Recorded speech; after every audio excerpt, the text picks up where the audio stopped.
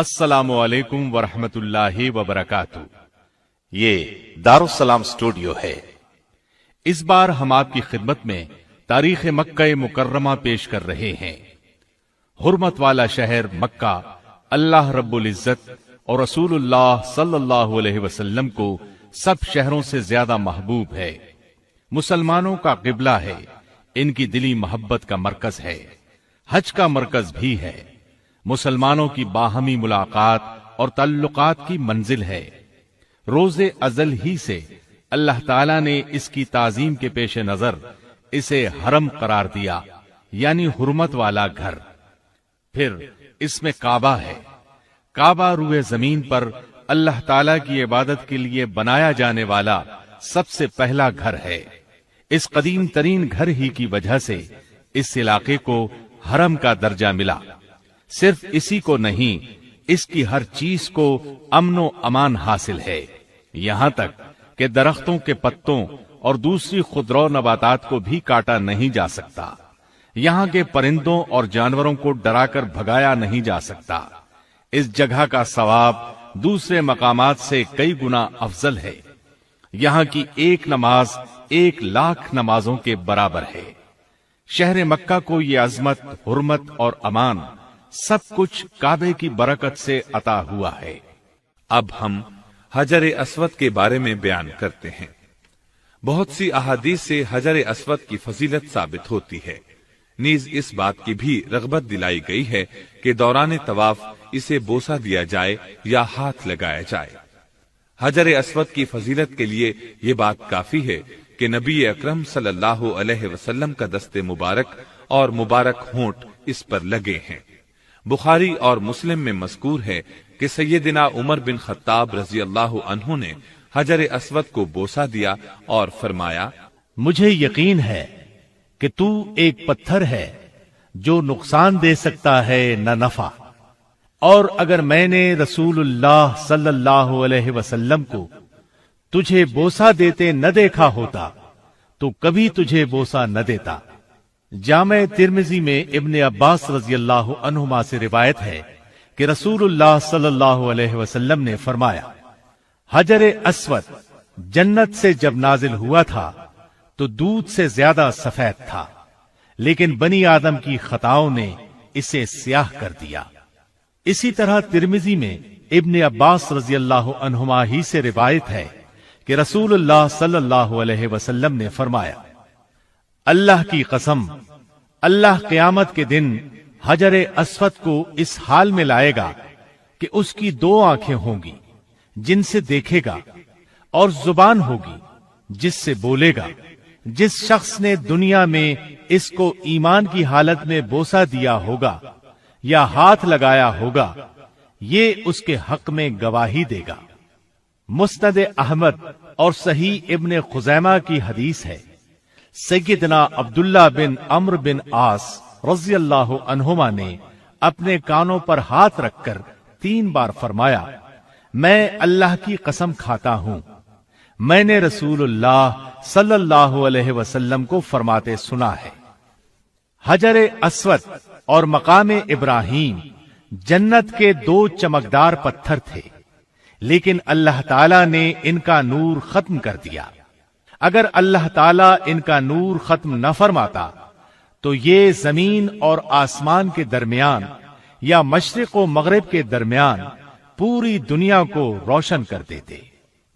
سیدنا ابراہیم علیہ السلام نے کعبہ بنایا، مگر ایک پتھر کی جگہ باقی تھی۔ اسماعیل علیہ السلام کوئی پتھر تلاش کرنے لگے تو ابراہیم علیہ السلام نے فرمایا، جیسا پتھر میں تجھے بتاتا ہوں اس قسم کا پتھر لانا۔ چنانچہ اسماعیل علیہ السلام پتھر تلاش کرنے چلے گئے۔ جب لے کر آئے تو دیکھا کہ ابراہیم علیہ السلام نے اس جگہ ایک پتھر نصب کر دیا ہے۔ پوچھا، ابا جان یہ پتھر کون لایا؟ فرمایا، یہ پتھر وہ شخص لایا جو تیری تعمیر کا محتاج نہیں، اس کو جبریل علیہ السلام آسمان سے لائے ہیں۔ سیدنا عبداللہ بن عمر رضی اللہ عنہما نے حجر اسود کو چھوا، پھر اپنے ہاتھ کو بوسہ دیا اور فرمایا، جب سے میں نے رسول اللہ صلی اللہ علیہ وسلم کو اسے بوسہ دیتے ہوئے دیکھا ہے، उस वक्त से मैंने इसे बोसा देना नहीं छोड़ा। अब हम आपको जमजम के कुएं के बारे में बताते हैं।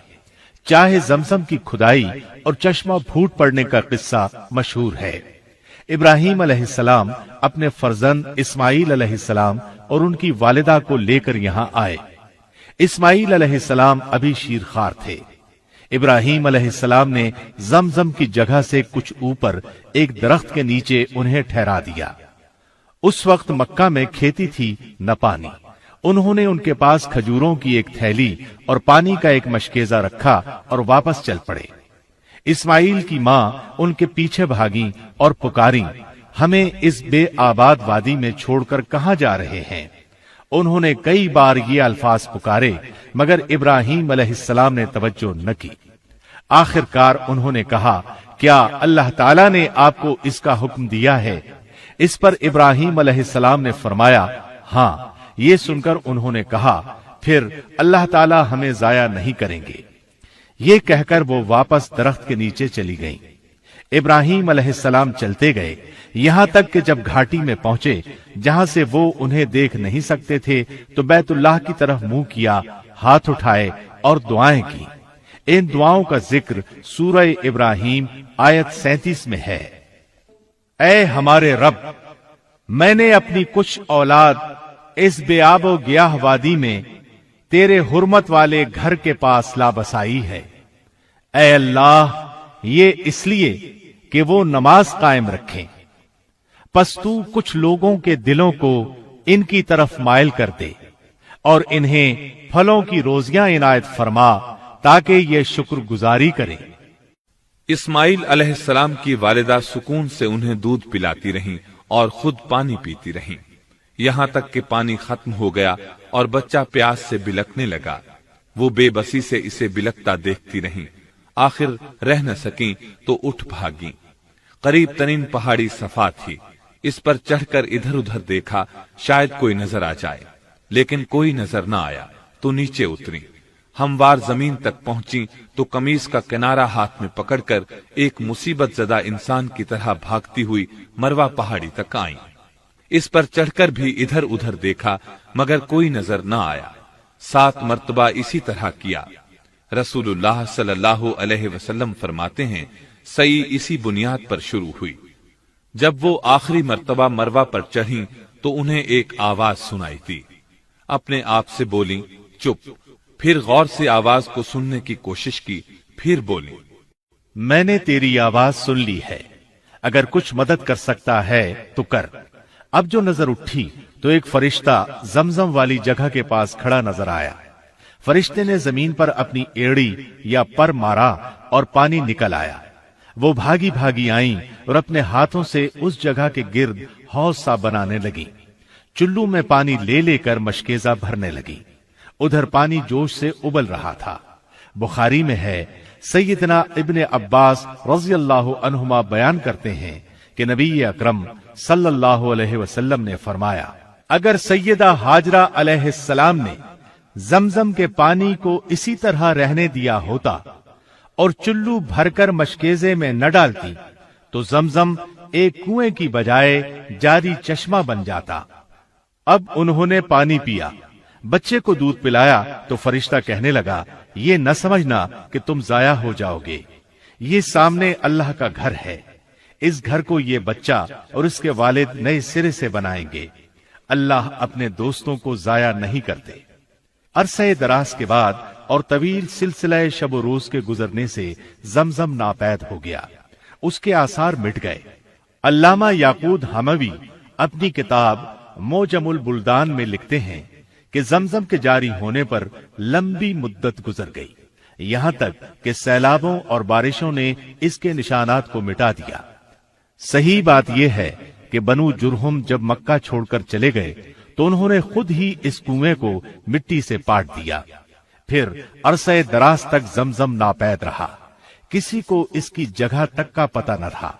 यहां तक कि सरदार अब्दुल मुत्तलिब को हाजियों को पानी पिलाने और खाना खिलाने के ओहदे मिले। तब उन्होंने ख्वाब में देखा कि उनसे कहा गया, तैबा खोदो। पूछा, तैबा क्या है? अगले दिन फिर ख्वाब में कहा गया, बर्रा खोदो। बर्रा का मतलब है बहुत ज्यादा नफा बख्श। उन्होंने पूछा, बर्रा क्या है? तीसरे दिन फिर ख्वाब में देखा। इस मर्तबा कहा गया, मजनूना खोदो। मजनूना का मतलब है बुख्ल से काम लेना, क्योंकि बेईमान लोगों को इससे फायदा पहुंचाने में बुख्ल ही से काम लिया गया है। पूछा गया, मजनूना क्या है? इस पर कहा गया, जमजम खोदो। उन्होंने पूछा, जमजम क्या है? कहा गया, खोदो, इससे तुम्हें और तुम्हारी औलाद को इज्जत हासिल होगी। ये कभी सूखेगा न इसका पानी कम होगा, गोया क़यामत तक जारी रहेगा। हाजियों को पिलाया जाएगा।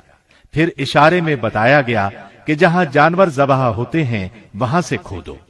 दूसरे दिन सरदार अब्दुल मुत्तलिब उठे, अपने बेटे हारिस को साथ लिया, कुदाल और कस्सी लेकर वहां पहुंचे। उन दिनों हारिस के अलावा उनका कोई बेटा नहीं था। ये 3 दिन तक खोदते रहे। आखिर कुएं के आसार नजर आए।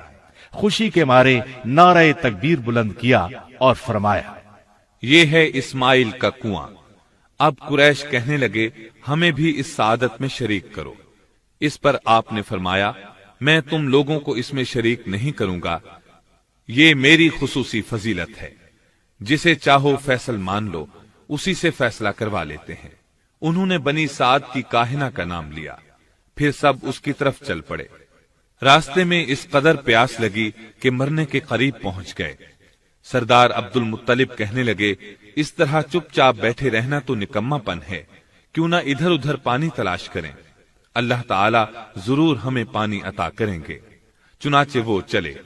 सरदार अब्दुल मुत्तलिब भी अपनी ऊंटनी पर सवार हुए। जब ऊंटनी उठी तो उसके पांव के नीचे से मीठे पानी का चश्मा फूट पड़ा। सरदार अब्दुल मुत्तलिब और दूसरे लोगों ने खुशी से नारा बुलंद किया और सबने सैर होकर पानी पिया। फिर वो सरदार अब्दुल मुत्तलिब से बोले, अल्लाह ताला ने ये चश्मा जारी करके आपके हक में फैसला दे दिया है। अल्लाह की कसम, हम आपसे इस मामले में कभी झगड़ा नहीं करेंगे। फिर वो वापस आ गए और जमजम खोदने में कोई रुकावट न बने। जमजम के बहुत से नाम हैं। नाम ज्यादा होना भी अजमत की दलील होती है। कहा गया है कि अरबों के नजदीक जमजमा कसरत और इज्तिमा को कहते हैं। चूंकि ये पानी बहुत ज्यादा है, इसलिए इसका नाम जमजम रखा गया है। बाज मुहक्किकीन का ख्याल है कि चूंकि सैयदा हाजरा ने इस चश्मे के इर्द गिर्द एक मुंडेर सी बना दी थी ताकि पानी इधर उधर न फैले, अगर वो ऐसा न करती तो पानी जमीन पर फैल जाता और हर चीज को भर देता। तो उस मुंडेर की वजह से इसको जमजम कहा गया है। जमजम के अलावा इसके चंद नाम शब्बा, बर्रा, तैबा, बुशरा, औना, साफिया, शराबुल अबरार और मजनूना है। इनके अलावा भी कुछ नाम हैं। अब जमजम के पानी की फजीलत का बयान हो जाए। बहुत सी अहादीस और आसार में इसकी फजीलत आई है।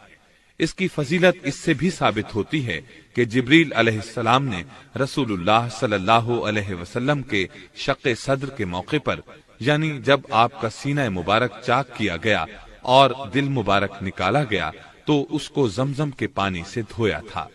अगर कोई और पानी इससे अफसल होता तो आपके दिल को जरूर उससे धोया जाता। सही बुखारी में अबू जर गिफारी रजी अल्लाह अन्हु से रिवायत है कि रसूलुल्लाह सल्लल्लाहु अलैहि वसल्लम ने फरमाया, मैं मक्का मुकर्रमा में सोया हुआ था कि मेरे घर की छत फाड़ दी गई और जिब्रील अलैहिस्सलाम उतरे। उन्होंने मेरा सीना खोला, फिर इसको जमजम के पानी से धोया। फिर सोने का एक थाल लाए, वो हिकमत और ईमान से भरा हुआ था। उन्होंने इन दोनों से मेरा सीना भर दिया, फिर सीना इसी तरह बंद कर दिया। फिर मेरा हाथ पकड़कर मुझे आसमानों की तरफ ले चढ़े। इसी तरह सही मुस्लिम में है, सैयदना अनस रजी अल्लाह अन्हु फरमाते हैं, बचपन में अल्लाह के रसूल दूसरे बच्चों के साथ खेल रहे थे कि जिब्रील अलैहिस्सलाम आए, आपको पकड़ा और जमीन पर लिटा दिया। आपका दिल निकाला, उसको चीरा और उसमें से एक टुकड़ा निकाल कर फेंक दिया और फरमाया, ये आप में शैतान का हिस्सा था। फिर दिल मुबारक को जमजम के पानी से धोया और इसको बंद करके उसकी जगह पर रख दिया। बच्चे भागते हुए आपकी रिजाई वालिदा के पास गए और कहा, محمد کو قتل کر دیا گیا۔ گھر والے بھاگے، آپ کو دیکھا تو آپ کا رنگ اڑا ہوا تھا۔ انس رضی اللہ عنہ فرماتے ہیں کہ میں آپ کے سینہ مبارک میں سلائی کے نشانات دیکھا کرتا تھا۔ زمزم کے پانی کی فضیلت کے بارے میں ابن عباس رضی اللہ عنہما سے روایت ہے کہ رسول اللہ صلی اللہ علیہ وسلم نے فرمایا، روئے زمین پر سب سے افضل پانی زمزم ہے، یہ خوراک بھی ہے اور بیماری سے شفا بھی۔ اور روئے زمین پر بدترین پانی حضرموت کے ویران علاقے وادی برہوت کا پانی ہے، اس میں ٹڈی کی ٹانگ کے برابر کیڑے پائے جاتے ہیں۔ یہ پانی صبح کو تو جوش مارتا ہے مگر شام کو نمی تک نہیں ہوتی۔ مجاہد فرماتے ہیں، میں نے ابن عباس رضی اللہ عنہما کو کبھی ایسا کرتے نہیں دیکھا کہ لوگوں کو کھانا تو کھلائیں مگر زمزم نہ پلائیں۔ نیز جب بھی ان کے پاس کوئی مہمان آتا وہ اسے زمزم کا تحفہ ضرور دیتے۔ زمزم کے پانی سے وضو کرنا مستحب ہے۔ ارواء الغلیل میں جابر رضی اللہ عنہ سے روایت ہے کہ نبی کریم صلی اللہ علیہ وسلم نے آب زمزم کا ایک ڈول منگوایا، اس سے پیا اور باقی پانی سے وضو کیا۔ مسند احمد کی روایت کے الفاظ یہ ہیں، نبی کریم صلی اللہ علیہ وسلم نے طواف کے 3 چکروں میں حجر اسود تک رمل کیا اور 2 رکعتیں پڑھیں، پھر حجر اسود کی طرف لوٹ آئے، پھر زمزم کی طرف گئے اور اس سے پانی پیا، سر پر بھی ڈالا۔ صحیح احادیث سے ثابت ہے کہ آب زمزم میں شفا ہے، اور یہ بات ہر دور کے واقعات سے بھی متواتر ثابت ہے کہ اللہ تعالی نے آب زمزم کے ذریعے ایسے مریضوں کو شفا بخشی جو علم طب کی روح سے لا علاج تھے، اور ڈاکٹر حضرات ان کی زندگیوں سے مایوس ہو چکے تھے۔ ابن عباس رضی اللہ عنہما سے روایت ہے کہ رسول اللہ صلی اللہ علیہ وسلم نے فرمایا، روئے زمین پر بہترین پانی آب زمزم ہے، یہ خوراک بھی ہے اور بیماری سے شفا بھی۔ اس لیے جو شخص شفا کی نیت سے پیے گا اللہ تعالیٰ اسے اپنے فضل سے شفا عطا فرمائیں گے۔ مسند احمد میں مذکور ہے، ابو حمزہ کہتے ہیں، میں ابن عباس رضی اللہ عنہما کے پاس سائلین کی ترتیب لگایا کرتا تھا۔ چند دن نہ گیا، انہوں نے پوچھا، اتنے دن کیوں نہیں آئے؟ میں نے عرض کیا، مجھے بخار تھا۔ انہوں نے فرمایا، رسول اللہ صلی اللہ علیہ وسلم کا فرمان ہے، بخار جہنم کا جوش ہے، اس لیے اس کو زمزم کے پانی سے ٹھنڈا کر لیا کرو۔ قیس بن کرکم کہتے ہیں، میں نے ابن عباس رضی اللہ عنہما سے گزارش کی، جناب مجھے زمزم کے بارے میں کچھ بتائیں۔ انہوں نے فرمایا، نہ یہ ختم ہو سکتا ہے نہ کم، خوراک کی جگہ بھی کفایت کرتا ہے اور بیماری سے شفا بھی دیتا ہے اور ہر معلوم پانی سے بہتر ہے۔ سیدنا ابو ذر غفاری رضی اللہ عنہ نے پورا 1 ماہ صرف آب زمزم پر گزارا۔ ان کے پیٹ میں آب زمزم کے سوا کوئی چیز داخل نہیں ہوئی تھی، اس کے باوجود ان کے جگر پر بھوک سے کوئی کمزوری ظاہر نہ ہوئی۔ ابو ذر غفاری رضی اللہ عنہ نے خود بیان کیا ہے، جب میں مسلمان ہوا تو میں نے گزارش کی، اے اللہ کے رسول صلی اللہ علیہ وسلم، میں 30 دن سے یہاں رہ رہا ہوں۔ آپ نے پوچھا، کہاں کھاتا پیتا رہا؟ میں نے عرض کیا، اللہ کے رسول، آب زمزم کے سوا کوئی خوراک نہیں تھی۔ پھر بھی میں اتنا موٹا ہو گیا کہ پیٹ پر بل پڑنے لگے اور مجھے ذرہ بھر کمزوری محسوس نہیں ہوئی۔ آپ صلی اللہ علیہ وسلم نے فرمایا، یہ بابرکت پانی ہے، خوراک کی جگہ بھی کفایت کرتا ہے۔ ابن عباس رضی اللہ عنہما کا زمزم کے بارے میں فرمان ہے، ہم آب زمزم کو شباع کہتے تھے، یعنی سیر کر دینے والا۔ یہ فقر کے خلاف بہترین مددگار ہے۔ لیجئے اب ہم آپ کو ملتزم کے بارے میں بتاتے ہیں۔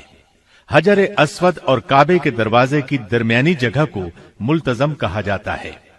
مجاہد رحمت اللہ علیہ فرماتے ہیں، حجر اسود اور دروازے کی درمیانی جگہ ملتزم ہے۔ جو اس جگہ اللہ سبحانہ و تعالی سے دعا کرے گا اللہ تعالیٰ اس کی دعا ضرور قبول فرمائیں گے۔ ابن عباس رضی اللہ عنہما حجر اسود اور دروازے کی درمیانی جگہ کو چمٹ جاتے تھے اور فرماتے تھے کہ دروازے اور حجر اسود کے درمیان کھڑے ہو کر جو شخص بھی اللہ تعالی سے دعا کرتا ہے اس کی حاجت ضرور پوری ہوتی ہے۔ اس جگہ کو ملتزم کہا جاتا ہے۔ یہاں دیوار سے چمٹ کر دعا کرنی چاہیے۔ احادیث میں ذکر ملتا ہے کہ بہت سے صحابہ رضی اللہ عنہم اس جگہ چمٹ کر دعائیں کیا کرتے تھے۔ ابو زبیر فرماتے ہیں، میں نے عبداللہ بن عمر، عبداللہ بن عباس اور عبداللہ بن زبیر رضی اللہ عنہم کو یہاں چمٹ کر دعائیں کرتے دیکھا ہے۔ اس طرح حنظلہ فرماتے ہیں، میں نے طاؤس رحمت اللہ علیہ کو دیکھا کہ وہ حجر اسود اور دروازے کے درمیان کھڑے اللہ کی پناہ طلب کر رہے ہیں۔ عثمان بن اسود کہتے ہیں، مجاہد رحمت اللہ علیہ نے ایک شخص کو حجر اسود اور دروازے کے درمیان کھڑے دیکھا تو اس کے کندھے یا پشت پر ہاتھ مار کر فرمایا، خوب چمٹ کر دعا کرو۔ طارق بن عبد الرحمن سے منقول ہے، وہ فرماتے ہیں، میں نے سیدنا علی بن حسین رحمہ اللہ کے ساتھ طواف کیا۔ جب آپ طواف سے فارغ ہوئے تو آپ نے کپڑا پیٹ سے ہٹایا اور ننگا پیٹ حجر اسود اور دروازے کے درمیان والی جگہ کے ساتھ لگا دیا۔ اب ہم آپ کو کچھ حال فتح مکہ کا سناتے ہیں۔ جب صلح حدیبیہ طے پا گئی تو بنو خزاع رسول اللہ صلی اللہ علیہ وسلم کے حلیف بن گئے اور بنو بکر قریش کے ساتھ مل گئے۔ بنو بکر کے ایک آدمی نے بنو خزاع کے ایک شخص کو قتل کر دیا۔ اس کے نتیجے میں دونوں قبیلوں کے درمیان جنگ کی آگ بھڑک اٹھی۔ قریش نے اسلحہ کے ساتھ بنو بکر کی مدد کی، بلکہ رات کے اندھیرے میں قریش کے کچھ لوگ بنو بکر کے ساتھ مل کر لڑائی میں بھی شریک ہوئے۔ اس طرح انہوں نے صلح حدیبیہ کے معاہدے کی خلاف ورزی کی۔ بنو خزاع کا ایک آدمی رسول اللہ صلی اللہ علیہ وسلم کے پاس مدد کا مطالبہ لے کر آیا۔ آپ نے لوگوں کو تیاری کا حکم دیا اور فرمایا، ہم مکے جائیں گے۔ ساتھ ہی دعا فرمائی، اے اللہ قریش کے جاسوسوں کو قابو کر لے تاکہ ہم مکہ والوں کو اچانک جا لیں۔ اب لوگوں نے بھرپور تیاری شروع کر دی۔ رسول اللہ صلی اللہ علیہ وسلم نے مکہ مکرمہ جانے کا اعلان فرمایا تو سیدنا حاطب بن ابی بلتعہ رضی اللہ عنہ نے قریش کو ایک خط لکھا، ایک عورت کے سپرد کیا، اجرت دے کر اسے تیار کیا کہ اس خط کو قریش تک پہنچا دے۔ اس نے وہ خط اپنے سر کے بالوں کی مینڈیوں میں چھپا لیا اور مکہ کی طرف روانہ ہو گئی۔ اللہ کے رسول صلی اللہ علیہ وسلم کو بذریعہ وحی اطلاع ہو گئی۔ آپ نے سیدنا علی بن ابی طالب اور سیدنا زبیر بن عوام رضی اللہ عنہما کو اس کے پیچھے روانہ کیا اور حکم فرمایا، جاؤ اس عورت کو پکڑ لاؤ، اس کے پاس ایک خط ہے۔ اس خط میں ہماری تیاریوں کے متعلق قریش کو خبردار کیا گیا ہے۔ دونوں سرپٹ گھوڑے دوڑاتے ہوئے گئے اور آخر اسے روضہ خاک کے مقام پر جا لیا۔ اسے سواری سے اتار کر سامان کی تلاشی لی، لیکن وہ خط نہ ملا۔ سیدنا علی رضی اللہ عنہ نے کہا، اللہ کی قسم، رسول اللہ صلی اللہ علیہ وسلم کی اطلاع غلط نہیں ہو سکتی اور نہ ہم جھوٹ بول رہے ہیں، اس لیے تو خط نکال دے ورنہ ہم تیرے کپڑے اتار کر تلاشی لیں گے۔ جب اس نے محسوس کر لیا کہ اب خط نکال کر دینے کے سوا کوئی چارہ نہیں تو بولی، اچھا آپ منہ دوسری طرف کر لیں۔ سیدنا علی رضی اللہ عنہ نے چہرہ دوسری طرف کر لیا۔ اس نے خط نکال کر انہیں دے دیا۔ وہ خط لے کر اللہ کے رسول صلی اللہ علیہ وسلم کے پاس آئے۔ آپ نے حاطب رضی اللہ عنہ کو بلا کر فرمایا، حاطب ایسا کیوں کیا؟ وہ بولے، اللہ کے رسول صلی اللہ علیہ وسلم، یقین کیجئے میں اللہ اور اس کے رسول پر پختہ ایمان رکھتا ہوں۔ اللہ کی قسم، نہ میں نے عقیدہ بدلا نہ دین۔ بات یہ ہے کہ میں قریش کے کسی قبیلے سے نہیں ہوں، لیکن میرے بیوی بچے وہاں رہ رہے ہیں۔ میں نے صرف ان کے بچاؤ کے لیے مشرکین پر یہ احسان کیا تھا۔ اس پر سیدنا عمر بن خطاب رضی اللہ عنہ فرمانے لگے، اے اللہ کے رسول صلی اللہ علیہ وسلم، مجھے اجازت دیجیے میں اس منافق کی گردن اڑا دوں۔ ان کی بات سن کر اللہ کے رسول صلی اللہ علیہ وسلم نے فرمایا، عمر تجھے کیا علم، امید ہے اللہ تعالیٰ نے بدریوں سے کہہ دیا ہے جو جی میں آئے کرو، میں تمہیں معاف کر چکا ہوں۔ رسول اللہ صلی اللہ علیہ وسلم 10 رمضان المبارک کو مدینہ منورہ سے روانہ ہوئے۔ قریش کو رسول اللہ صلی اللہ علیہ وسلم کی روانگی کا کچھ علم نہیں تھا، کیونکہ آپ قریش سے خبروں کی ناکہ بندی کر چکے تھے۔ اتفاق سے ایک رات ابو سفیان، حکیم بن حزام اور بدیل بن ورقا کسی خبر کی تلاش میں مکہ سے باہر آئے۔ ادھر نبی کریم صلی اللہ علیہ وسلم کے چچا عباس رضی اللہ عنہ رسول اللہ صلی اللہ علیہ وسلم کے سفید خچر پر سوار پھر رہے تھے۔ ان کا یہ گشت اس لیے تھا کہ کوئی شخص ملے تو اسے مکے والوں کے پاس بھیج دے، وہ انہیں بتائے اللہ کے رسول صلی اللہ علیہ وسلم تشریف لا چکے ہیں، لہذا آ کر امان حاصل کر لیں۔ اتفاقاً انہیں ابو سفیان مل گئے۔ انہوں نے انہیں قائل کیا کہ وہ ان کے ساتھ رسول اللہ صلی اللہ علیہ وسلم کی خدمت میں چلیں اور مکہ والوں کے لیے امان حاصل کر لیں۔ وہ ان کے ساتھ گئے تو رسول اللہ صلی اللہ علیہ وسلم نے اسلام کی پیشکش کی۔ ابو سفیان فوراً مسلمان ہو گئے۔ سیدنا عباس رضی اللہ عنہ کہنے لگے، اللہ کے رسول، ابو سفیان سردار آدمی ہے، فخر کا خواہش مند ہے، لہذا اسے کچھ امتیاز عطا فرمائیں۔ آپ نے فرمایا، ٹھیک ہے، جو شخص ابو سفیان کے گھر میں داخل ہو جائے اسے امان ہوگی، جو اپنا دروازہ بند کر کے بیٹھ جائے اسے بھی امان حاصل ہوگی، اور جو بیت اللہ میں چلا جائے اسے بھی کچھ نہیں کہا جائے گا۔ جب نبی اکرم صلی اللہ علیہ وسلم ذو طوا میں داخل ہوئے تو آپ نے فتح مندی کے احسان کا شکر ادا کرتے ہوئے اللہ تعالیٰ کے سامنے اپنا سر جھکایا ہوا تھا، یہاں تک کہ آپ کی داڑھی مبارک کے بال پالان کی لکڑی کو چھو رہے تھے۔ لشکر اسلام کا ہر دستہ رسول اللہ صلی اللہ علیہ وسلم کی ہدایات کے مطابق پیش قدمی کر رہا تھا۔ کوئی مزاحمت نہیں ہو رہی تھی، صرف مکہ مکرمہ کی نشیبی جانب میں بنو بکر اور حبشیوں کے کچھ لوگوں نے خالد بن ولید رضی اللہ عنہ کے دستے کو روکنے کی کوشش کی، مگر وہ جلد ہی شکست کھا گئے۔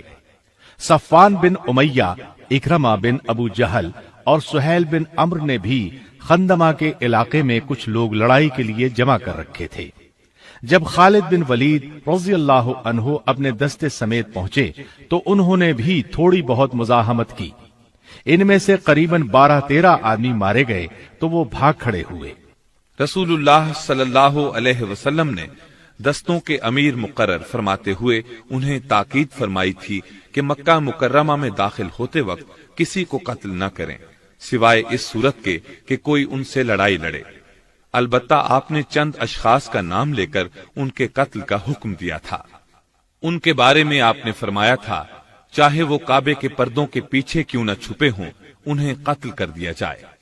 ان کے نام یہ تھے: عبداللہ بن سعد بن ابی سرح، عبداللہ بن قتل اور اس کی 2 گانے والی لونڈیاں، حویرث بن نقیز، مقیاس بن سبابہ، اکرمہ بن ابی جہل اور بنو عبد المطلب کی ایک لونڈی سارا۔ ان میں سے صرف عبداللہ بن قتل، مقیاس بن سبابہ اور ابن قتل کی ایک لونڈی قتل کیے گئے۔ باقی حضرات نے معافی مانگ لی اور آپ نے انہیں معاف کر دیا۔ رسول اللہ صلی اللہ علیہ وسلم جمعۃ المبارک کو مکہ مکرمہ میں تشریف فرما ہوئے، جبکہ رمضان المبارک کے 10 دن باقی تھے۔ نبی صلی اللہ علیہ وسلم کے لیے مقام ابطح میں خصوصی خیمہ لگایا گیا۔ آپ اپنی اونٹنی قصواء پر سوار داخل ہوئے۔ آپ کے ایک طرف ابو بکر صدیق رضی اللہ عنہ اور دوسری طرف سیدنا اسید بن حضیر رضی اللہ عنہ تھے۔ آپ اپنے خیمے میں فروکش ہوئے۔ ابن عمر رضی اللہ عنہما فرماتے ہیں، رسول اللہ صلی اللہ علیہ وسلم مکہ مکرمہ میں داخل ہوئے تو دیکھا کہ مشرکین کی عورتیں گھوڑوں کے چہروں سے اپنے دوپٹوں کے ساتھ گرد و غبار جھاڑ رہی ہیں۔ ابو بکر صدیق رضی اللہ عنہ مسکرائے۔ نبی صلی اللہ علیہ وسلم نے فرمایا، ابو بکر، حسان نے کیسے کہا تھا بھلا؟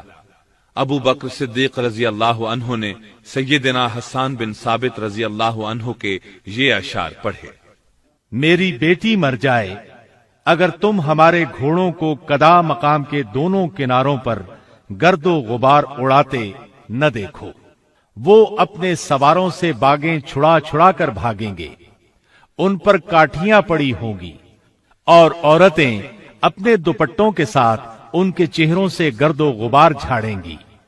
نبی صلی اللہ علیہ وسلم نے فرمایا، گھوڑوں کو وہیں سے داخل کرو جہاں حسان نے ذکر کیا ہے، یعنی کدا سے۔ جب لوگوں میں اطمینان ہوا تو آپ اپنی اونٹنی پر سوار ہو کر بیت اللہ تشریف لائے اور سواری ہی پر 7 چکر لگائے۔ جب بھی حجر اسود کے پاس سے گزرتے اپنی چھڑی سے اسے چھو لیتے۔ اس وقت کعبے کے ارد گرد 360 بت تھے۔ ان بتوں کو سیسے کے ذریعے نصب کیا گیا تھا۔ آپ ان بتوں کو چھڑی سے مارتے اور فرماتے: حق آ گیا اور باطل مٹ گیا، باطل تو مٹنے ہی والا ہے۔ بت چہرے کے بل گرتے جا رہے تھے۔ سیدنا جابر رضی اللہ عنہ بیان کرتے ہیں، ہم رسول اللہ صلی اللہ علیہ وسلم کے ساتھ مکہ مکرمہ میں داخل ہوئے۔ اس وقت بیت اللہ کے آس پاس 360 بت تھے، ان کی پوجا کی جاتی تھی۔ رسول اللہ صلی اللہ علیہ وسلم کے حکم سے ان سب کو منہ کے بل گرایا گیا۔ صحیح بخاری میں ہے، نبی اکرم صلی اللہ علیہ وسلم مکہ میں تشریف لائے تو آپ نے بتوں کی موجودگی میں کعبے میں داخل ہونے سے انکار کر دیا۔ آپ کے حکم سے ان سب کو نکال دیا گیا۔ جب سیدنا ابراہیم اور اسماعیل علیہم السلام کے بت نکالے گئے تو ان کے ہاتھ میں تیر پکڑائے ہوئے تھے۔ رسول اللہ صلی اللہ علیہ وسلم نے فرمایا، اللہ ان مشرکوں پر لعنت کرے۔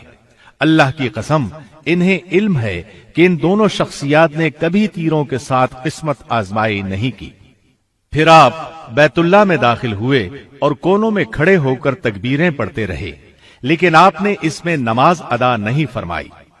صحیح بخاری کی دوسری روایت میں ہے کہ آپ نے اس میں نماز ادا فرمائی تھی۔ درست بات بھی یہی ہے جیسا کہ سیدنا عبداللہ بن عمر رضی اللہ عنہما بیان کرتے ہیں۔ پھر جب نبی کریم صلی اللہ علیہ وسلم نے کعبے میں نماز ادا فرمائی، بیت اللہ کا چکر لگا لیا، اس کے کونوں میں تکبیرات پڑھ لی اور نعرہ توحید بلند فرما دیا تو بیت اللہ کا دروازہ کھلنے پر آپ نے دیکھا کہ مسجد قریش سے بھر چکی تھی۔ وہ صفوں میں بیٹھے انتظار کر رہے تھے کہ اب آپ ان کے ساتھ کیا سلوک فرماتے ہیں۔ آپ نے بیت اللہ کے دروازے کے بازوؤں کو پکڑ کر فرمایا، اللہ کے سوا کوئی سچا معبود نہیں، وہ یکتا ہے، کوئی اس کا شریک نہیں۔ اس نے اپنا وعدہ پورا فرمایا، اپنے بندے کی مدد فرمائی اور اکیلے نے سب لشکروں کو شکست دے دی۔ خبردار، ہر قسم کا فخر، مالی اور نسبی امتیاز جن کے دعوے کیے جاتے ہیں آج میرے ان پاؤں تلے ہیں، سوائے بیت اللہ کی خدمت اور حاجیوں کو پانی پلانے کی خدمت کے۔ خبردار، اگر کسی کو کوڑے یا لاٹھی کے ساتھ غلطی سے مار دیا جائے تو قاتل پر سخت دیت لاگو ہوگی، یعنی 100 اونٹ، جن میں 40 اونٹنیاں حاملہ بھی ہوں گی۔ اے قریش، اللہ تعالیٰ نے تمہارا جاہلی تکبر اور آبائی فخر ختم کر دیا۔ سب لوگ آدم علیہ السلام کی اولاد ہیں اور سیدنا آدم علیہ السلام مٹی سے بنے تھے۔ پھر آپ نے سورۃ الحجرات کی آیت 13 تلاوت فرمائی، اے لوگو، ہم نے تمہیں ایک مرد اور ایک عورت سے پیدا کیا، پھر ہم نے تمہیں قبیلوں اور قوموں میں بانٹ دیا تاکہ تم ایک دوسرے کو پہچان سکو۔ تم میں سب سے زیادہ معزز وہ ہے جو اللہ تعالی سے زیادہ ڈرتا ہے، بلا شبہ اللہ تعالی دانا اور باخبر ہے۔ اس کے بعد آپ نے فرمایا، اے قریش، کیا تمہیں معلوم ہے میں تم سے کیا سلوک کروں گا؟ اس پر وہ سب کے سب بول اٹھے، یقیناً آپ اچھا سلوک کریں گے کیونکہ آپ شریف بھائی ہیں اور شریف بھائی کے بیٹے ہیں۔ جواب میں آپ نے فرمایا، میں تمہیں وہی الفاظ کہتا ہوں جو یوسف علیہ السلام نے اپنے بھائیوں سے فرمائے تھے، آج تمہیں کوئی ملامت نہ ہوگی، جاؤ تم سب آزاد ہو۔ فتح کے بعد لوگ رسول اللہ صلی اللہ علیہ وسلم کی بیعت کرنے لگے۔ آپ ایک مقام کرنے مسقلہ پر بیٹھ گئے۔ چھوٹے بڑے سب آپ کے ہاتھ پر بیعت کر رہے تھے۔ وہ اقرار کر رہے تھے اللہ کے سوا کوئی معبود نہیں۔ نبی کریم صلی اللہ علیہ وسلم مردوں کی بیعت سے فارغ ہوئے تو عورتوں کی باری آئی۔ آپ نے عورتوں سے زبانی بیعت لی۔ اس وقت آپ صفا پہاڑی پر تھے۔ سیدنا عمر رضی اللہ عنہ آپ سے نیچے بیٹھے ہوئے تھے۔ انہوں نے آپ کی طرف سے عورتوں سے بیعت لی۔ بیعت کے الفاظ یہ تھے: ہم اللہ کے ساتھ کسی کو شریک نہیں ٹھہرائیں گی، چوری نہیں کریں گی، زنا نہیں کریں گی، اپنے بچوں کو قتل نہیں کریں گی، کسی پر جھوٹا بہتان نہیں باندھیں گی، اور کسی اچھے کام میں آپ کی نافرمانی نہیں کریں گی۔ نبی کریم صلی اللہ علیہ وسلم مکہ مکرمہ میں 19 دن ٹھہرے۔ اس پوری مدت میں آپ نماز قصر ہی ادا فرماتے رہے۔ جس جگہ آپ کا خیمہ نصب تھا اس جگہ کا نام شعب ابی طالب تھا۔ ان دنوں میں آپ نے بہت سے امور سر انجام دیے، مثلا کعبے کو بتوں سے پاک کیا، بیت اللہ کے اندر نماز ادا کی، بیت اللہ کے اندر بنی تصاویر مٹوائیں، بنو شیبہ کا کعبے کے خدام کے طور پر تقرر فرمایا، بنو عبد المطلب کو سقایا یعنی حجاج کو پانی پلانے کی خدمت سونپی۔ مزید یہ کہ آپ نے سیدنا بلال رضی اللہ عنہ کو حکم فرمایا کعبے کے اوپر چڑھ کر اذان دیں۔ بعض سرکش مرتدوں کا خون جائز قرار دیا۔ مردوں اور عورتوں سے بیعت لی۔ ابو اسید خزائی کو حکم فرمایا کہ حرم کی برجیاں پھر سے بنائیں۔ دعوت اسلام کے لیے کئی لشکر بھیجے، کیونکہ آپ کو معلوم تھا کہ فتح مکہ کی وجہ سے بہت سے دشمن اسلام قبول کرنے کو تیار ہیں۔ بت توڑنے کے لیے بھی دستے بھیجے۔ سیدنا خالد بن ولید رضی اللہ عنہ نے مکہ کے قریب مقام نخلا کے بت عزا کو پاش کیا۔ اس وقت رمضان المبارک 8 ہجری کے 5 دن باقی تھے۔ عزا قریش اور بنو کنانہ کا خاص بت تھا اور اسے سب سے بڑا بت شمار کیا جاتا تھا۔ نیز آپ نے سیدنا عمرو بن عاص رضی اللہ عنہ کو بھیجا، انہوں نے بنو حذیل کا بت سوا ریزہ کیا۔ اسی طرح سیدنا سعد بن زید اشہلی رضی اللہ عنہ کو بھیجا، انہوں نے منات نامی بت کو توڑا۔ یہ سب کام رمضان المبارک 8 ہجری ہی میں انجام پائے۔ اللہ کے رسول صلی اللہ علیہ وسلم فتح مکہ کے بعد واپس مدینہ منورہ تشریف لائے تو وفود کا تانتا بند گیا۔ وہ آ کر اپنے اسلام کا اعلان کرتے تھے۔ ادھر حج کا وقت قریب آ رہا تھا۔ آپ مسلمانوں کو لے کر حج کے لیے نہیں جا سکتے تھے کیونکہ وفود مسلسل آ رہے تھے۔ نیز ابھی تک جزیرہ نمائے عرب میں کفار موجود تھے جو اللہ پر ایمان رکھتے تھے نہ اس کے رسول پر۔ کچھ یہودی بھی تھے، اس لیے مناسب تھا کہ ابھی اللہ کے رسول مدینہ ہی میں رہیں، یہاں تک کہ اسلام ہر طرف پھیل جائے اور اللہ کی طرف سے آپ کو حج کی اجازت ملے، اور آپ کی بجائے ابو بکر صدیق رضی اللہ عنہ ہی لوگوں کو حج کے لیے ساتھ لے جائیں۔ چونکہ مشرکین اب بھی بیت اللہ کا حج کرنے کے لیے آ جاتے تھے، اس لیے ضروری تھا کہ کعبے کو مشرکین کی آمد سے بھی پاک کیا جائے، جیسا کہ بتوں اور شرکیہ نشانات سے پاک کیا جا چکا تھا۔ ذوالقعدہ 9 ہجری کے آخر میں ابو بکر صدیق رضی اللہ عنہ رسول اللہ صلی اللہ علیہ وسلم کے حکم سے امیر حج بن کر روانہ ہوئے۔ آپ کے ساتھ نبی اکرم صلی اللہ علیہ وسلم کی طرف سے 20 اونٹ قربانی کے لیے بھیجے گئے تھے، جبکہ خود ان کے 50 اونٹ تھے۔ اس سفر میں 300 مدنی صحابہ بھی آپ کے ساتھ تھے۔ جب آپ ذوالحلیفہ، جسے آج کل آبار علی کہا جاتا ہے اور یہ مدینہ سے قریباً 11 کلومیٹر دور ہے، پہنچے تو رسول اللہ صلی اللہ علیہ وسلم نے سیدنا علی بن ابی طالب رضی اللہ عنہ کو بھیجا۔ انہیں حکم دیا کہ مشرکین کے سامنے سورہ برات یعنی سورہ توبہ کی تلاوت کریں۔ اس سورہ کی آیت 28 میں اللہ تعالیٰ فرماتے ہیں: اے ایمان والو، مشرک پلید ہیں، اس سال کے بعد وہ مسجد حرام کے قریب بھی نہ آئیں، اور اگر تمہیں ڈر ہو کہ اس پابندی سے تم فقیر ہو جاؤ گے تو یقین رکھو بہت جلد اللہ تعالیٰ تمہیں اپنے فضل سے مالدار کر دے گا اگر اللہ کی مرضی ہوئی. یقیناً اللہ تعالیٰ علم و حکمت والا ہے. اللہ تعالیٰ نے مومنوں کو جو دین اور جسم کے لحاظ سے پاک ہیں حکم دیا کہ ان مشرکوں کو جو دینی لحاظ سے پلید ہیں مسجد حرام سے نکال دیں اور اس کے بعد وہ کبھی اس کے قریب بھی نہ پھٹکیں. چنانچہ علی رضی اللہ عنہ نے قربانی والے دن فرمایا: اے لوگو، اس سال کے بعد کوئی مشرک حج کرنے نہ آئے، کوئی ننگا شخص بیت اللہ کا طواف نہ کرے، اور جس شخص کا اللہ کے رسول صلی اللہ علیہ وسلم سے معاہدہ ہو چکا ہے وہ مقررہ مدت تک برقرار رہے گا. لوگوں کے لیے اس وقت سے 4 ماہ کی مدت مقرر کر دی گئی تاکہ وہ اپنے اپنے گھروں کو واپس جا سکیں. پھر اس دن سے کسی مشرک نے حج نہیں کیا، نہ کسی ننگے شخص نے کعبہ کا طواف کیا، بلکہ تمام مشرکین واپس چلے گئے اور ایک دوسرے کو ملامت کے انداز میں کہنے لگے: تم کیا کر رہے ہو؟ جب قریش اسلام قبول کر چکے ہیں تو تم بھی اسلام قبول کر لو.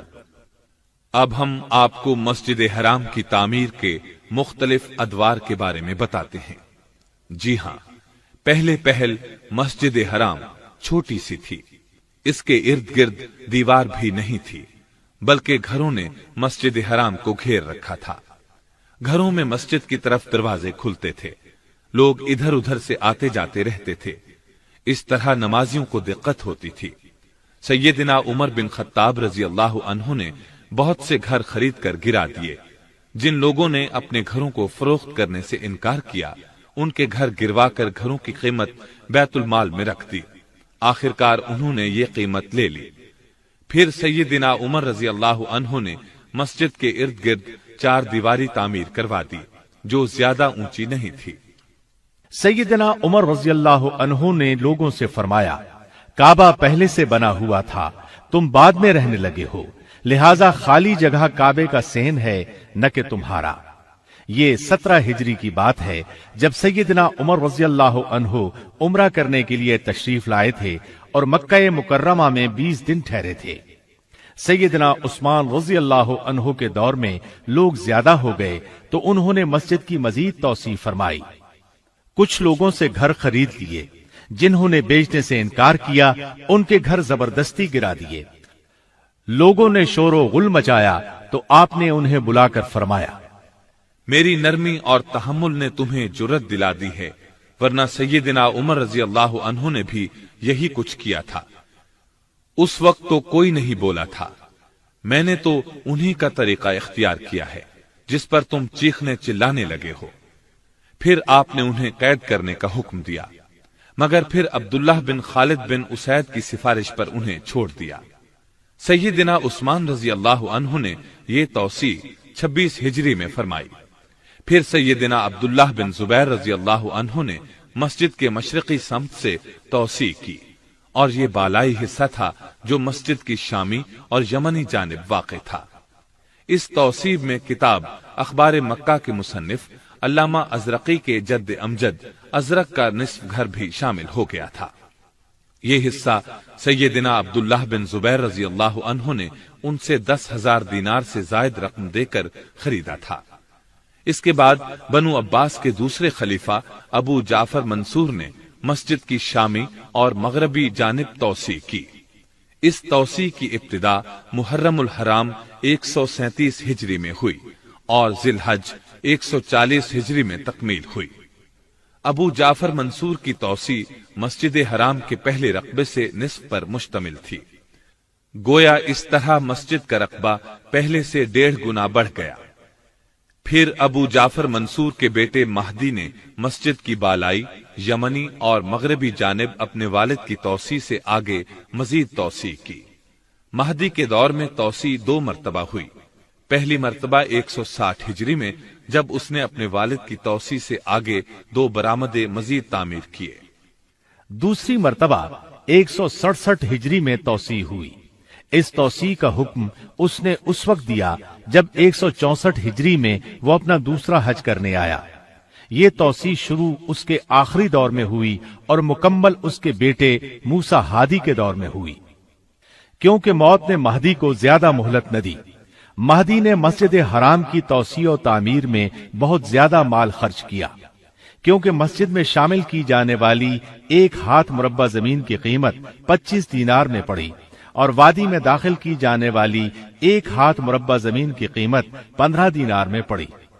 जबकि संगमरमर के सुतून शाम और बाज दीगर मुमालिक से जद्दा की बंदरगाह तक पहुंचे, जिनको बाद में छकड़ों पर लाद कर मक्का मुकर्रमा तक लाया गया। इसकी तौसीह को उन उमूर में शुमार किया जाता है जिन पर बे इंतहा अखराजात हुए। इसके बाद दारुन नदवा में तौसीह हुई।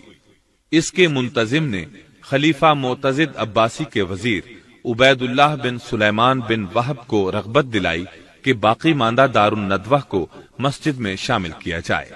इससे नेक नामी होगी, क्योंकि महदी के बाद किसी खलीफा ने मस्जिद हराम में कोई काम नहीं कराया। मुंतजिम ने मक्का मुकर्रमा के काजी मोहम्मद बिन अहमद मकदमी और मक्का मुकर्रमा के अमीर अज बिन हाज से भी दरखास्त की कि वो दारुन नदवा के बारे में ऐसी ही तजवीज खलीफा के सामने पेश करें। ये शख्स मोतजिद बिल्लाह का आजाद करदा गुलाम था। उसने भी तजवीज लिख भेजी। जब ये तीनों दरखास्तें मोतजिद के पास पहुंची तो उसने हुक्म दिया दारुन नदवा को मस्जिद की शक्ल देकर बड़ी मस्जिद से मिला दिया जाए। इस मकसद के लिए उसने बड़ी रकम मुख्तस की। दारुन नदवा की पुरानी इमारत गिराकर सारा मलबा निकाल दिया गया। फिर असल बुनियाद पर मस्जिद बना दी गई। इसमें सुतून, मेहराब और बरामदे बनाए गए। उनकी छत लकड़ी की डाली गई। इस पर सोने की पालिश और कशीदाकारी की गई। फिर बड़ी मस्जिद की दीवार में 12 दरवाजे बनाए गए। इनके अलावा इस इमारत में 3 दरवाजे और रखे गए जो इर्द गिर्द की सड़कों पर खुलते थे। मीनार भी तामीर किया गया। छत पर किंगरों वाला जंगला बनाया गया। इस सारे काम में 3 साल का अरसा लगा और ये तमाम काम करीबन 284 हिजरी में मुकम्मल हुआ। अब्बासी खलीफा मुक्तदिर बिल्लाह के दौर में 306 हिजरी में बाबे इब्राहिम का इजाफा हुआ। ये दरवाजा मस्जिद की मगरबी जानिब था। ये दरअसल एक खुला सहन था जो बाबुल खयातीन और बाबे बनी जुमह के दरमियान वाक़े था। इसको मस्जिद हराम में शामिल कर दिया गया और दोनों दरवाजों की जगह एक बड़ा दरवाजा बना दिया गया जिसको बाबे इब्राहिम कहा जाने लगा। अब्बासी खुलफा ने इसके बाद मस्जिद हराम की तामीर और तौसीह का तो कोई काम नहीं किया, अलबत्ता मरम्मत और इस्लाह का काम सुल्तान सलीम के दौर 979 हिजरी तक जारी रहा। मिस्र के बादशाह बरकूक के दौर 802 हिजरी में मस्जिद हराम में आग लग गई। सुल्तान बरकूक ने इमारत दोबारा तामीर कराई। इस पर पहले की तरह सागवान की लकड़ी की छत डलवाई। फिर कई बार इसकी मरम्मत भी कराई गई, लेकिन आहिस्ता आहिस्ता इसमें कमजोरी आती गई और इसमें टूट फूट का अमल होता रहा। सुल्तान सलीम के सामने जब ये सूरत हाल पेश की गई तो उसने इसको गिराकर नई इमारत बनाने का हुक्म दिया और कहा कि छत लकड़ी की न डाली जाए बल्कि इसको गुंबदों की शक्ल में बनाया जाए। ये काम 979 हिजरी में शुरू हुआ, लेकिन सुल्तान सलीम तामीर मुकम्मल होने से पहले ही फौत हो गए। फिर उनके बेटे सुल्तान मुराद सोम ने इस काम को मुकम्मल किया। तामीर नौ का ये काम 984 हिजरी में मुकम्मल हुआ। अब्बासी खलीफा मुक्तदिर बिल्लाह के दौर में मस्जिद हराम में जो तौसीह हुई तो उसके बाद 1069 बरस तक मस्जिद हराम का रकबा उतना ही रहा। अलबत्ता इर्द गिर्द इमारत बनती रही, बल्कि आहिस्ता आहिस्ता मस्जिद की तरफ सरकती रही। सई वाली जगह का भी यही हाल रहा कि उसके और मस्जिद हराम के दरमियान कई कई मंजिला इमारत थी। सई वाली जगह की सूरत एक तंग गली की सी होकर रह गई। उसके इर्द गिर्द दुकानें थी। अब मस्जिद हराम अपने महदूद रकबे की वजह से जायरीन के लिए तंग हो रही थी। हाजियों की तादाद अब इतनी कम नहीं रही थी जितनी जानवरों और बादबानी कश्तियों के जमाने में थी, बल्कि जराए आमद रफ्त की तरक्की की वजह से अब तादाद कई गुना बढ़ चुकी थी। अब जानवरों की बजाय नई नई बसें, कारें और तेज तरीन हवाई जहाज ईजाद हो चुके थे। बादबानी कश्तियों की बजाय तेज रफ्तार देव हैकल बाहरी जहाज का दौर आ चुका था। इतनी बड़ी तादाद के लिए ये मस्जिद बहुत तंग पड़ गई थी। جوں جوں دن گزر رہے تھے حجاج اور زائرین کی تعداد میں بے انتہا اضافہ ہو رہا تھا۔ مکہ مکرمہ کے رہائشی اور حجاج سبھی اس تنگی کو بری طرح محسوس کر رہے تھے، لیکن تعجب کی بات یہ کہ 1000 سال سے زیادہ مدت تک کسی مسلمان بادشاہ یا حاکم نے اس کی توسیع میں ایک بالشت زمین کا اضافہ کیا اور نہ اس کی فکر کی۔ 1370 ہجری میں مسجد نبوی کی توسیع کا آغاز ہوا۔ 5 محرم 1375 ہجری میں مسجد نبوی کی توسیع کا کام پورا ہونے پر سرکاری طور پر اعلان کیا گیا کہ مسجد نبوی کی توسیع کے دوران استعمال ہونے والی تمام مشینری اور جملہ آلات کو مکہ مکرمہ منتقل کر دیا جائے تاکہ فوری طور پر مسجد حرام کی توسیع کے منصوبے کا آغاز ہو سکے۔ شاہ عبدالعزیز بن عبد الرحمن آل سعود رحمت اللہ علیہ نے حرمین شریفین کے معاملات پر بہت زیادہ توجہ دی، چنانچہ انہوں نے مسجد کی مرمت کا حکم دیا۔ اس حکم کے تحت حرم میں سنگ مرمر لگایا گیا، نئے سرے سے رنگ کیا گیا، دروازے اور برآمدوں کے فرش درست کیے گئے۔ شاہ عبدالعزیز پہلے شخص ہیں جنہوں نے سعی والی گلی کا فرش لگوایا، اس کے اوپر سائبان کی تجدید کرائی، جبکہ مسعی یعنی سعی کرنے کی جگہ پر سب سے پہلے شاہ شریف حسین بن علی نے 1339 ہجری میں سائبان لگوایا تھا۔ مسجد حرام میں پہلی توسیع شاہ سعود بن عبدالعزیز کے دور میں ہوئی۔ مسعی کے دونوں جانب بنے ہوئے گھر گرا دیے گئے اور مسعی کی 2 منزلیں بنائی گئیں۔ پہلی منزل میں صفا سے مروہ جانے اور مروہ سے صفا واپس آنے کے لیے الگ الگ راستے بنائے گئے۔ درمیان میں ایک چھوٹا سا جنگلہ لگا دیا گیا تاکہ جانے اور آنے کے راستے جدا جدا رہیں۔ پہلی منزل میں 16 دروازے لگائے گئے۔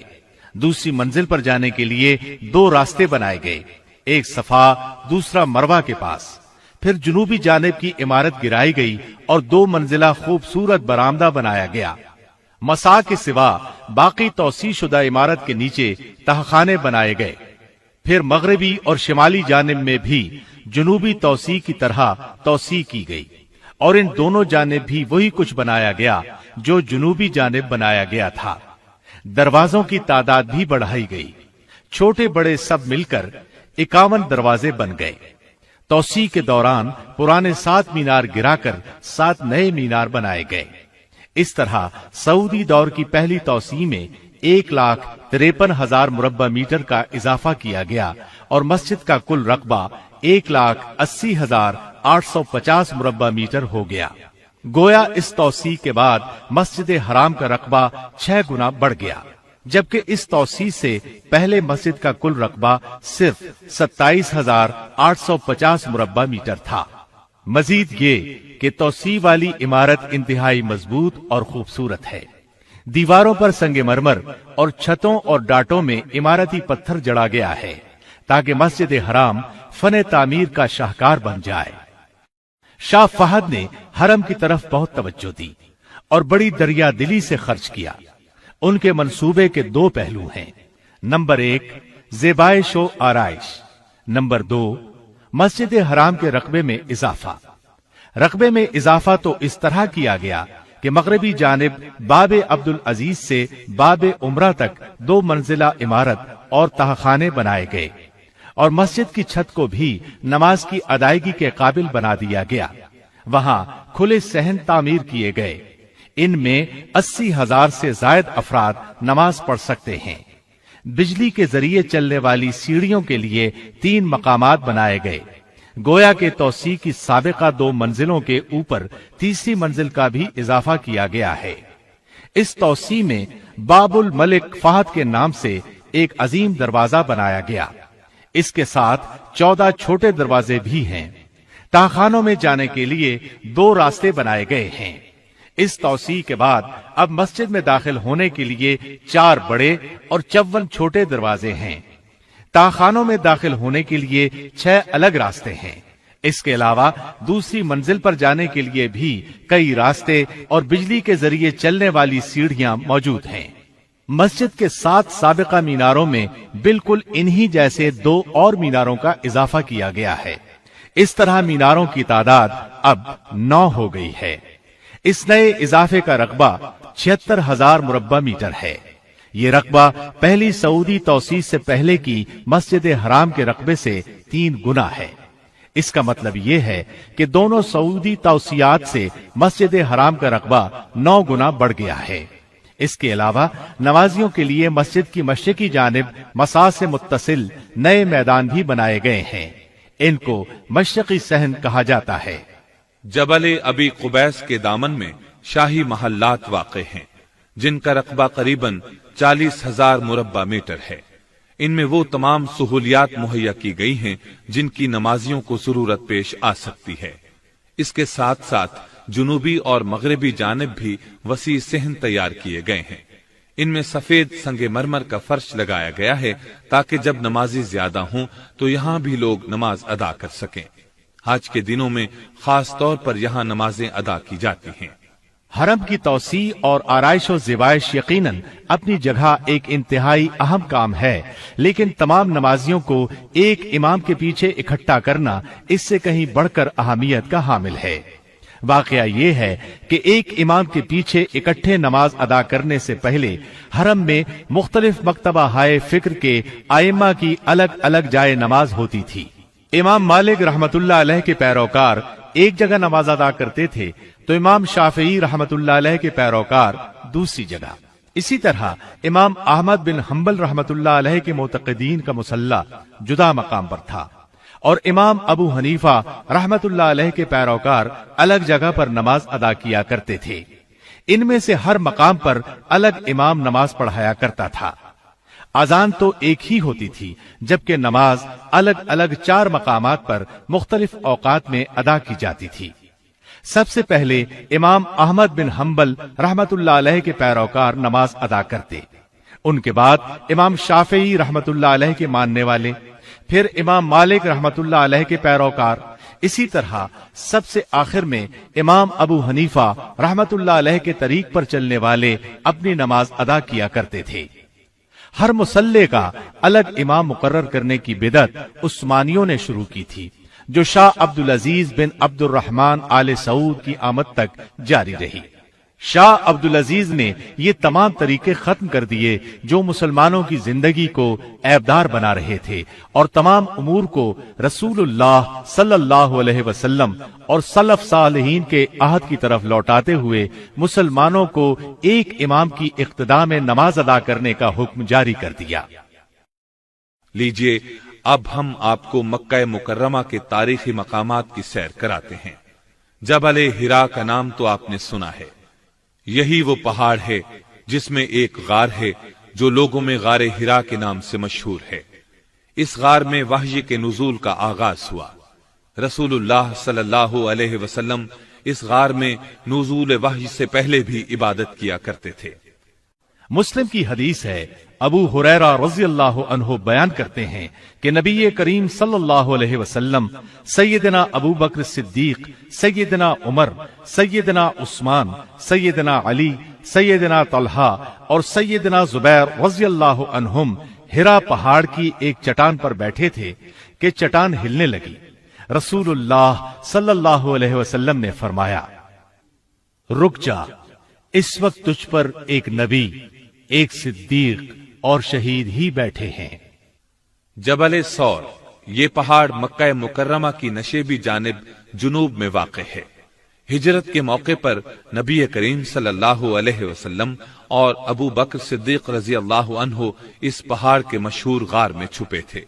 یہ وہی غار ہے جس کا ذکر اللہ نے اپنی کتاب قرآن مجید میں کیا ہے۔ 2 میں سے دوسرے جبکہ وہ غار میں تھے۔ مسجد خیف مینا میں واقع ہے۔ یہ ان مساجد میں سے ہے جن کی فضیلت بعض احادیث اور آثار صحابہ سے ثابت ہے۔ ابن عباس رضی اللہ عنہما کی ایک مرفوع حدیث میں ہے، مسجد خیف میں 70 انبیاء علیہم السلام نے نماز پڑھی ہے۔ حجۃ الوداع کے موقع پر نبی کریم صلی اللہ علیہ وسلم نے بھی اس میں نمازیں ادا کی۔ صحابہ کرام رضی اللہ عنہم اس مسجد کی فضیلت کے قائل تھے اور اس کا ذکر خیر کرتے رہتے تھے۔ نیز مناسک حج کی ادائیگی کے موقع پر اس میں نماز پڑھنے کی طرف رغبت دلاتے تھے۔ مینا، یہ وہ مقام ہے جہاں عرفہ کے دن سورج طلوع ہونے تک اور قربانی کے دن اور بعد والے ایام تشریق میں حاجیوں کو جانے اور ٹھہرنے کا حکم ہے۔ یہاں رات ٹھہرنے کا حکم بھی ہے، اور یہیں حاجی لوگ جمرات کو کنکریاں مارتے ہیں۔ مینا حج کے دنوں میں تو بہت آباد ہوتا ہے، باقی سارا سال خالی رہتا ہے۔ بہت کم لوگ وہاں رہائش پذیر ہیں۔ مینا کی حد وادی محصر کے کنارے سے لے کر اس گھاٹی تک ہے جس کے پاس مکہ کی طرف والا آخری جمرہ ہے۔ اس کو جمرہ عقبہ کہا جاتا ہے۔ اسی کے پاس انصار نے رسول اللہ صلی اللہ علیہ وسلم کی بیعت کی تھی۔ مینا کی ایک فضیلت یہ ہے کہ مسجد خیف یہیں واقع ہے۔ نیز اللہ تعالی نے اسی وادی میں سیدنا ابراہیم علیہ السلام کو ان کے بیٹے کے فدیے کے طور پر مینڈھا عطا فرمایا تھا۔ عرفہ کو عرفات بھی کہا جاتا ہے۔ یہاں ٹھہرنا حاجیوں کے لیے فرض ہے۔ جو عرفات میں وقوف نہ کر سکے اس کا حج نہیں ہوتا، کیونکہ رسول اللہ صلی اللہ علیہ وسلم نے فرمایا، الحج عرفہ، حج وقوف عرفہ کا نام ہے۔ جو شخص وقوف عرفہ نہ کر سکے اسے جانور قربان کرنا ہوگا اور آئندہ سال حج بھی کرنا ہوگا۔ یوم عرفہ کی فضیلت بہت سی احادیث میں آئی ہے۔ صحیح مسلم میں ہے، رسول اللہ صلی اللہ علیہ وسلم نے فرمایا، کسی بھی دن اللہ تعالی اتنے افراد آگ سے آزاد نہیں کرتا جتنے عرفہ کے دن آزاد کرتا ہے۔ اس دن اللہ تعالی حاجیوں کے قریب ہوتا ہے، پھر ان کی وجہ سے فرشتوں کے ساتھ اظہار فخر کرتا ہے اور پوچھتا ہے، ان کا مقصد کیا ہے؟ رسول اللہ صلی اللہ علیہ وسلم نے فرمایا، کسی بھی دن شیطان اتنا چھوٹا، ذلیل، حقیر اور ناراض نہیں ہوتا جتنا عرفہ کے دن، کیونکہ اس دن اللہ کی رحمت کثرت سے نازل ہوتی ہے اور اللہ تعالی بڑے بڑے گناہ معاف فرماتے ہیں۔ مزدلفہ وہ مقام ہے جہاں عرفات سے واپسی پر حاجیوں کو جانے اور رات ٹھہرنے کا حکم دیا گیا ہے۔ یہ عرفہ اور وادی محصر کے دو تنگ پہاڑی راستوں کا درمیانی علاقہ ہے۔ عرفہ کے اس تنگ راستے کو مضیق کہا جاتا ہے۔ بہت سے علماء نے مزدلفہ کی یہی حد بندی کی ہے۔ مزدلفہ میں رات گزارنا واجب ہے۔ رات نہ گزارنے کی صورت میں ایک جانور ذبح کرنا ہوگا، اور مستحب یہ ہے کہ آدمی رسول اللہ صلی اللہ علیہ وسلم کی اقتداء کرتے ہوئے صبح تک وہیں ٹھہرے، پھر نماز کے بعد روشنی پھیل جانے تک ٹھہرا رہے۔ اس کے بعد سورج طلوع ہونے سے پہلے ہی مینا کی طرف چل دے۔ وادی محصر یہ وہ جگہ ہے جہاں تیزی کے ساتھ گزر جانا ضروری ہے۔ یہ مینا اور مزدلفہ کے درمیان ایک وادی ہے۔ یہ مینا میں شامل ہے، نہ مزدلفہ میں۔ اس کو وادی محلل بھی کہا جاتا ہے، کیونکہ حج کے دوران جب لوگ یہاں سے گزرتے ہیں تو تکبیریں پڑھتے ہوئے تیزی سے گزر جاتے ہیں۔ اس مقام پر یہی عمل پسندیدہ ہے۔ آپ صلی اللہ علیہ وسلم بھی یہاں سے تیزی سے گزرے تھے اور فرمایا تھا، یہ شیطانوں کا ٹھکانہ ہے۔ وادی محصب حاجی کے لیے مستحب ہے کہ وہ مینا سے واپسی پر یہاں ٹھہرے۔ یہ وادی مکہ سے مینا کے راستے پر واقع ہے۔ رسول اللہ صلی اللہ علیہ وسلم یہاں ٹھہرے تھے۔ ابو رافع رضی اللہ عنہ رسول اللہ صلی اللہ علیہ وسلم کے سامان وغیرہ کے نگران تھے۔ وہ فرماتے ہیں کہ نبی کریم صلی اللہ علیہ وسلم نے مجھے محصب میں ٹھہرنے کا حکم نہیں دیا تھا، بلکہ میں نے اپنے طور پر وہاں آپ کا خیمہ لگا دیا تھا۔ آپ تشریف لائے اور وہاں ٹھہر گئے۔ سیدہ عائشہ رضی اللہ عنہا فرماتی ہیں کہ نبی کریم صلی اللہ علیہ وسلم یہاں اس لیے ٹھہرے تھے کہ مدینہ واپسی کے لیے یہاں ٹھہرنا زیادہ مفید تھا۔ اب جو شخص چاہے یہاں ٹھہرے، جو نہ چاہے نہ ٹھہرے۔ ابن جریج کہتے ہیں کہ میرے سامنے لوگ عطا رحمت اللہ علیہ سے پوچھ رہے تھے کہ رسول اللہ صلی اللہ علیہ وسلم اس رات محصب میں سیدہ عائشہ رضی اللہ عنہا کے انتظار میں ٹھہرے تھے؟ عطا رحمت اللہ علیہ نے جواب دیا، نہیں، یہ ویسے ہی قافلوں کے پڑاؤ کی جگہ ہے، کوئی چاہے تو محسب میں ٹھہرے، نہ چاہے تو نہ ٹھہرے۔ تنعیم، یہ مسجد بیت اللہ سے 7.5 کلومیٹر دور مدینہ روڈ پر واقع ہے۔ سیدہ عائشہ رضی اللہ عنہا کی نسبت سے مسجد عائشہ کے نام سے مشہور ہے، کیونکہ یہ اس جگہ واقع ہے جہاں سیدہ عائشہ رضی اللہ عنہا عمرہ کے احرام کے لیے تشریف لے گئی تھی۔ یہ مسجد مکہ مکرمہ کے تاریخی مقامات میں شمار ہوتی ہے۔ اسلامی طرز تعمیر کی انتہائی خوبصورت مسجد ہے۔ مسجد جعرانہ طائف اور مکے کے درمیان ایک کنویں کا نام ہے۔ نبی صلی اللہ علیہ وسلم حنین سے واپسی پر اس مقام پر ٹھہرے تھے۔ رات کے وقت یہاں سے احرام باندھ کر عمرہ فرمایا تھا۔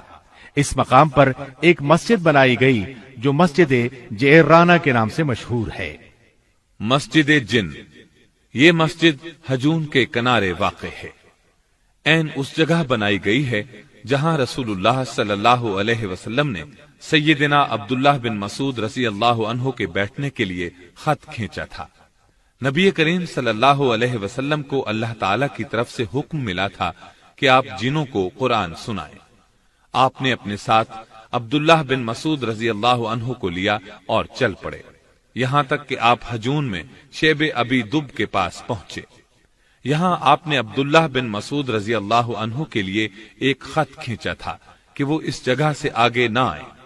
پھر آپ جنوں کو قرآن سنانے کے لیے آگے چلے گئے۔ ادھر جن ان کی طرف آنے کی کوشش کرتے تھے، لیکن وہ اس خط کو عبور نہ کر پاتے تھے۔ پھر رسول اللہ صلی اللہ علیہ وسلم کی طرف چلے جاتے تھے۔ رات کے پچھلے پہر آپ تشریف لائے۔ اس مقام پر یہ مسجد بنائی گئی۔ اس کے ساتھ ہی تاریخ مکہ کا تذکرہ اپنے اختتام کو پہنچا، اور تمام تعریفیں اللہ ہی کے لیے ہیں۔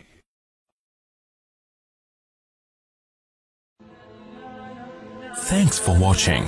Don't forget to like, comment, share and subscribe to